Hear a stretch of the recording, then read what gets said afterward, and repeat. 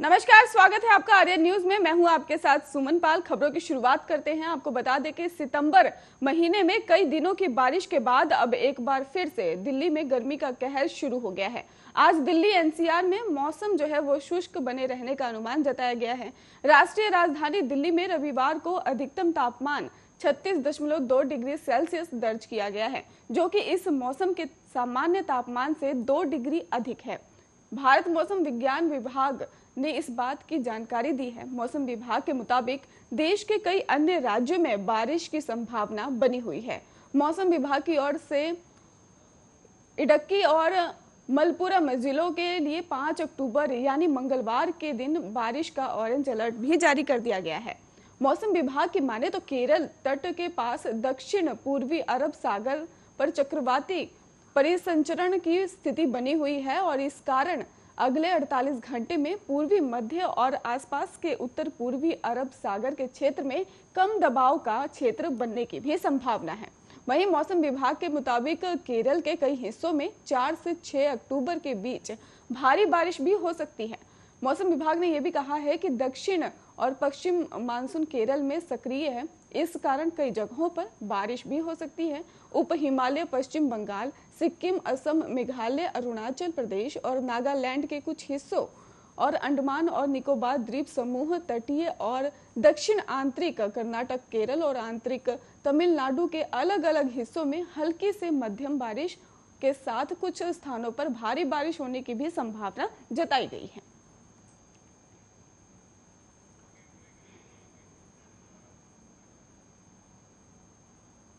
फिलहाल आपको लखनऊ से बड़ी खबर बता दें कि अखिलेश यादव के घर के बाहर सपा कार्यकर्ता पहुंच गए हैं। लखनऊ से जो बड़ी खबर सामने आ रही है वो ये है कि अखिलेश यादव के घर के बाहर सपा के कार्यकर्ता पहुंच गए हैं और भारी संख्या में पुलिस फोर्स भी आवास पर मौजूद है और भारी फोर्स जो है वहां पे तैनात की गई है। वहीं अखिलेश के आवास के आसपास का इलाका ब्लॉक ट्रक लगाकर पुलिस ने आवास के बाहर रास्ता रोक दिया है। लखीमपुर जो जाने के अखिलेश का कार्यक्रम है, ये भी आपको बता दें।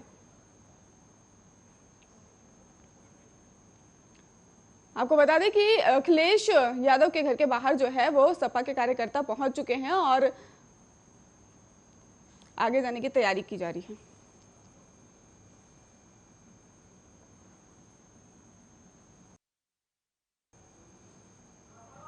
उत्तर प्रदेश के लखीमपुर खीरी जिले में केंद्रीय मंत्री अजय मिश्र के काफिले की कथित गाड़ी से हुए हादसे पर बवाल हो गया है। हादसे के बाद किसान गुस्से में हैं। लखीमपुर खीरी के डीएम अरविंद चौरसिया की तरफ से मिली जानकारी के अनुसार बताया गया है कि 5 किसानों की मौत हो गई है। हालत बेहद तनावपूर्ण बना हुआ है। संयुक्त किसान मोर्चा और भारतीय किसान यूनियन ने लखीमपुर पहुंचने का आह्वान भी कर दिया है। यहां पहले से ही हजारों की संख्या में किसान पहुंचे हुए हैं। केंद्रीय मंत्री अजय मिश्र टेनी के बेटे अभय मिश्र मोनू पर किसानों को गाड़ी से कुचलने की कोशिश का आरोप भी लगाया गया है और कुछ किसान संगठनों ने फायरिंग करने का आरोप भी लगा दिया है। इस पूरे मामले को लेकर राहुल गांधी ने कहा कि जो इस अमानवीय नरसंहार को देखकर भी चुप है वो पहले ही मर चुका है, लेकिन हम इस बलिदान को बेकार नहीं देंगे। किसान सत्याग्रह जिंदाबाद।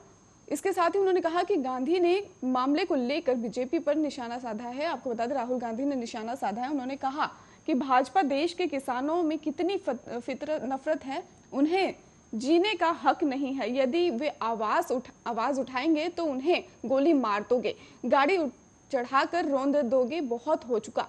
ये किसानों का देश है, भाजपा की क्रूर विचारधारा की जागीर नहीं है। किसान सत्याग्रह मजबूत होगा और किसान की आवाज और भी बुलंद होगी। इससे पहले जानकारी आई थी कि केंद्रीय मंत्री अजय मिश्र के समर्थकों की कथित गाड़ी से टकराने के बाद 2 किसान घायल हो गए हैं। गुस्साए किसानों ने 2 गाड़ियों में आग भी लगा दी। बताया जा रहा है कि जिन 2 गाड़ियों को जलाया गया है उसमें एक गाड़ी केंद्रीय मंत्री के बेटे की थी। खबर यह भी है कि आज कांग्रेस नेता प्रियंका गांधी लखीमपुर खीरी जा सकती हैं।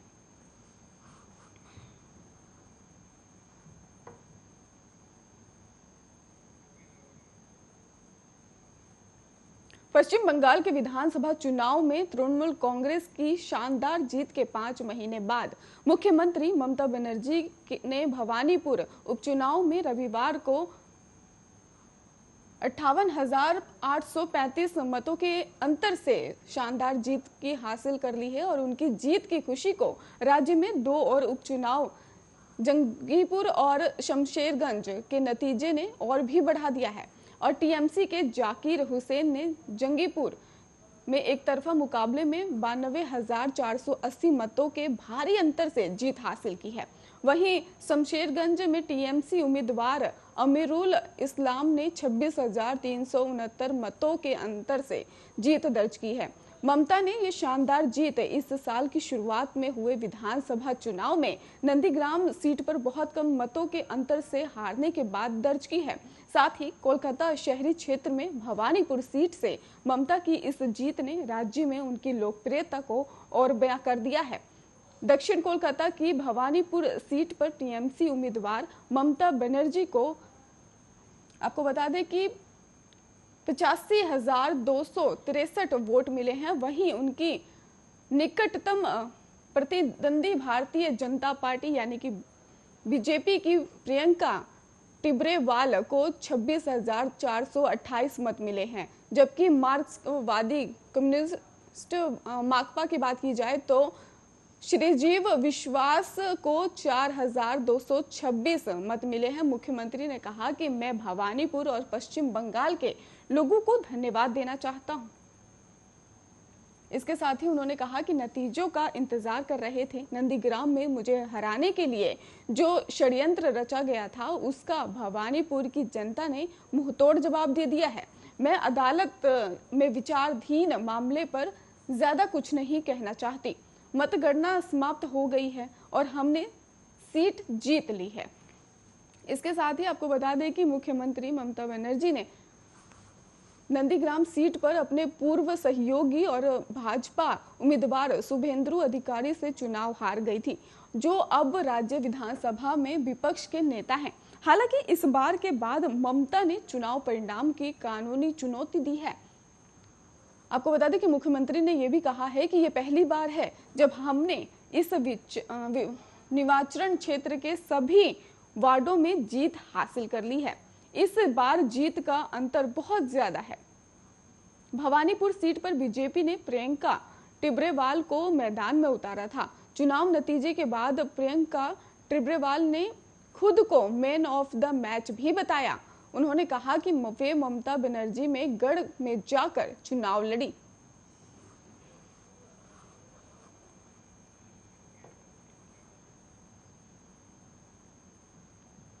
तेज प्रताप यादव ने अपने ही पिता लालू यादव को दिल्ली में बंधक बनाए जाने का बयान देकर सूबे के सियासी पारा चढ़ा दिया है।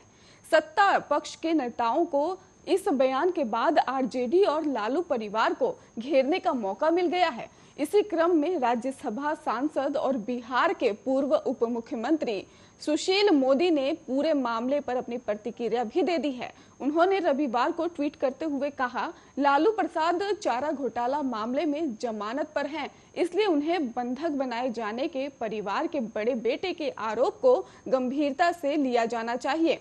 सुशील मोदी ने कहा, इस पर पुलिस, सीबीआई और संबंधित न्यायालय को संज्ञान लेना चाहिए। लालू प्रसाद के जीवन और उसकी स्वतंत्रता पर किसी तरह का आघात न्याय प्रक्रिया में बाधक हो सकता है। इतिहास गवाह रहा है कि सत्ता और संपत्ति के लिए किसी ने पिता को राज सिंहासन से हटाकर जेल में डाला तो किसी ने भाई की हत्या कर दी। उन्होंने कहा कि जब किसी राजा, बादशाह, राजकुमार के साथ कुछ भी हो सकता है तो राजतंत्र की तरह चलने वाले आरजेडी में भी अनहोनी हो सकती है। लालू परिवार में छिड़े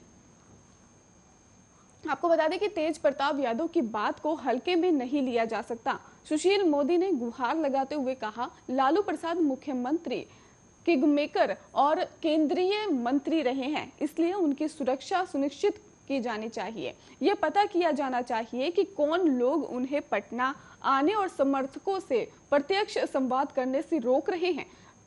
राजद खुद को मांस की पार्टी बताता है, लेकिन लालू राबड़ी के घर के दरवाजे अब आम कार्यकर्ताओं के लिए बंद क्यों रहते हैं? मालूम हो कि लालू यादव के पटना न आने को लेकर नया विवाद शुरू हो गया है। इस विवाद को शुरू करने वाले और कोई नहीं बल्कि उनके बड़े बेटे तेज प्रताप यादव हैं। उन्होंने शनिवार को एक कार्यक्रम के दौरान लालू यादव को दिल्ली में बंधक बनाए जाने का बयान देकर सूबे के सियासी जो पारा है वो चढ़ा दिया है और राजनीति में लगातार हलचल चल रही है।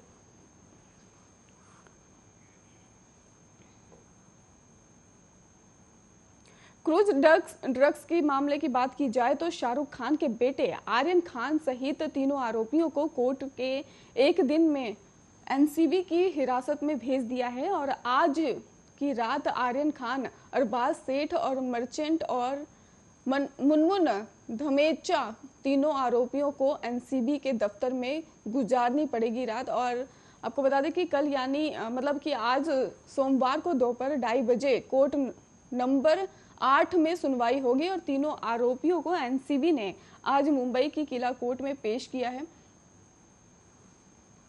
एनसीबी ने 2 दिनों की हिरासत मांगी थी, कोर्ट ने 1 दिन की हिरासत में भेज दिया। कोर्ट में जो सबसे पहले एनसीबी ने अपने दलील रखी है। एनसीबी ने कहा है कि चैट से डीलर से संपर्क में रहने का पता चला है। पहले दिन आरोपियों के चैट रिकवर किए गए। एनसीबी ने कहा कि आरोपियों और डीलर को आमने सामने बिठाकर पूछताछ होगी। इसके बाद जाने माने वकील सतीश मानशिंदे ने अपनी बात रखी है। उन्होंने कहा कि आर्यन खान के पास से कुछ भी ऐसा बरामद नहीं हुआ है जो ड्रग्स कहलाया जाए। आर्यन को गेस्ट के तौर पर बुलाया गया था, उसने क्रूज का टिकट नहीं लिया था। गौरतलब है कि शनिवार शाम को हुई एनसीबी की छापेमारी के दौरान आपको बता दें कि एमडीएम, कोकीन और एमडी और चरस जैसे मादक पदार्थ जो है वो बरामद किए गए थे और अधिकारी ने यह भी बताया था कि मादक पदार्थ रोधी एजेंसी ने इस जश्न पार्टी के संबंध में प्राथमिकी दर्ज की है। अधिकारी ने बताया कि गुप्त सूचना के आधार पर एनसीबी की टीम ने अपने क्षेत्रीय निर्देशक समीर वानखेड़े के नेतृत्व में शनिवार शाम को गोवा जाने वाले जहाज पर छापा मारा था और कुछ यात्रियों के पास से नशीला पदार्थ भी बरामद किया था।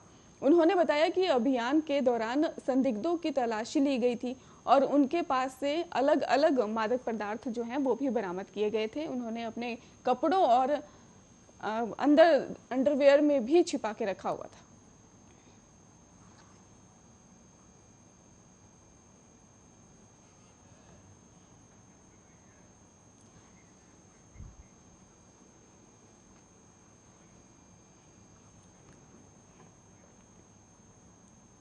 पंजाब कांग्रेस में सियासी संकट को लेकर केंद्रीय वाणिज्य और उद्योग मंत्री पीयूष गोयल ने कांग्रेस पर करारा हमला बोलते हुए उसके ऊपर चंद फायदे लिए राष्ट्रीय हितों के साथ समझौता करने का आरोप लगाया है। उन्होंने रविवार को दुबई में कहा कि बेहद दुर्भाग्यपूर्ण है कि कुछ लोगों के राजनीतिक फायदे के लिए कांग्रेस राष्ट्रीय हितों के साथ समझौता कर रही है। गोयल ने जोर देकर कहा कि बीजेपी के लिए राष्ट्रीय सुरक्षा सुपरिय है और पीयूष गोयल ने ट्वीट करते हुए कहा कि राहुल गांधी की तरफ से लगातार केंद्र सरकार पर हमला करने को लेकर भी उन पर निशाना साधा हुआ है और उन्होंने कहा कि उनकी ही पार्टी राहुल गांधी को गंभीरता से नहीं लेती है। गोयल ने कांग्रेस नेतृत्व पर अपनी ही सरकारों को रोजाना अस्थिर करने का आरोप लगाया है। बिना किसी का नाम लिए केंद्रीय वाणिज्य एवं उद्योग मंत्री ने कहा कि ऐसा लगता है कि कांग्रेस का मौजूदा नेतृत्व पूरी तरह से राष्ट्रीय चिंताओं से कट चुका है। उन्होंने आगे कहा कि हम उम्मीद करते हैं वे पहले राष्ट्रीय सुरक्षा को ध्यान रखेंगे। पंजाब सीएम पद से 18 सितंबर को इस्तीफा देकर कांग्रेस नेतृत्व पर कैप्टन अमरिंदर सिंह की तरफ से अपमानित करने के लगाए गए आरोपों का हवाला देते हुए पीयूष गोयल ने कहा कि पंजाब की सीमाओं को लेकर जिस तरह की चिंताएं जताई गई हैं, ये बेहद गंभीर है। उन्होंने कहा कि एक बीजेपी नेता के तौर पर पंजाब कांग्रेस में जो कुछ भी हो रहा है उससे काफी चिंतित हूं, क्योंकि हमारे लिए पहले राष्ट्रीय सुरक्षा है। आपको बता दें कि सार्वजनिक सेवाओं को लेकर हमारी पहली ट्रेनिंग राष्ट्र पहले पार्टी, उसके बाद और खुद आखिर में आते हैं। इस सिद्धांत पर हम काम करते हैं। इसी पर प्रधानमंत्री मोदी की सरकार और बीजेपी सोचती है और काम भी करती है।